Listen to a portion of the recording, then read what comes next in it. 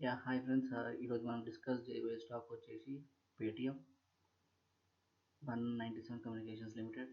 Okay, పేటిఎంకి government నుంచి వచ్చిన రిస్ట్రిక్షన్స్ వల్లనే దాని యొక్క స్టాక్ పడిపోయింది, కానీ లేకపోతే వెలుగు స్టాకే ఎప్పటికీ దగ్గర. ఇప్పుడు మీరు ఎక్కడ పోయినా మీరు ఫోన్పే చేసినా అందులో పేటిఎం ఉంది కదా, పేటిఎం సంబంధించిన డివైస్ ఉంటుంది.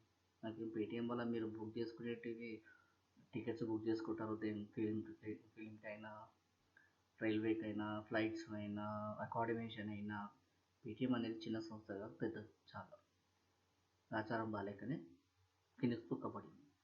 ఓకే, ఇది గుర్తుపెట్టుకోండి. పేటిఎం ఎప్పటికైనా ప్రాఫిటబుల్ వచ్చే stock.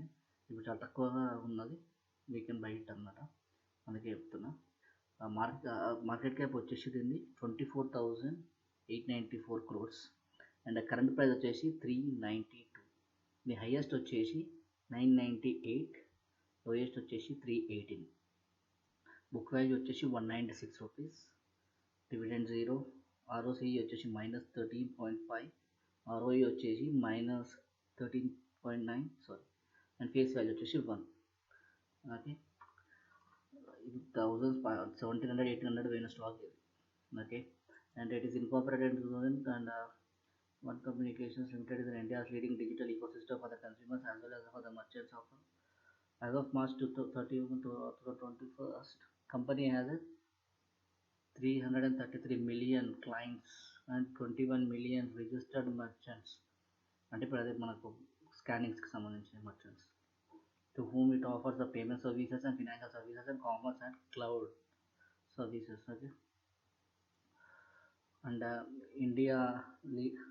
India's leading digital ecosystem platform, Paytm is India's leading ecosystem for the consumer and merchants, and has built the largest payment platform. Correct?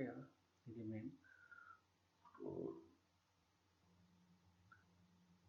Network systems, revenues, okay, payments and financials నుంచి 80% వస్తాయి, commerce and cloud services నుంచి 20% వస్తాయి. ఇది దీని revenue models observe చేస్తాను అనేది.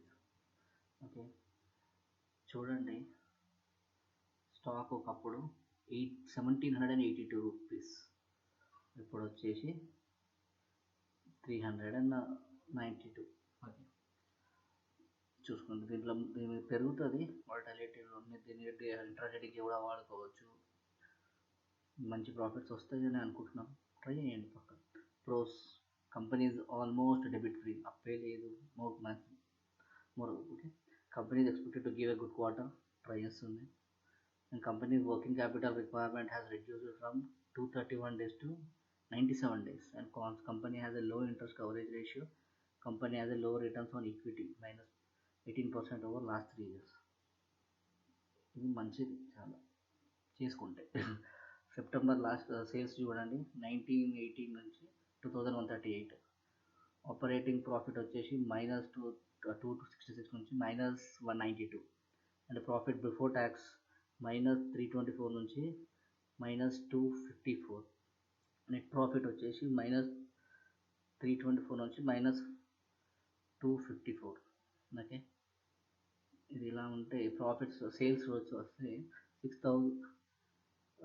22 మార్చ్కి వచ్చేసి 3892 అయితే, మార్చ్ 23కి వచ్చేసి 6028, ఆల్మోస్ట్ 80%.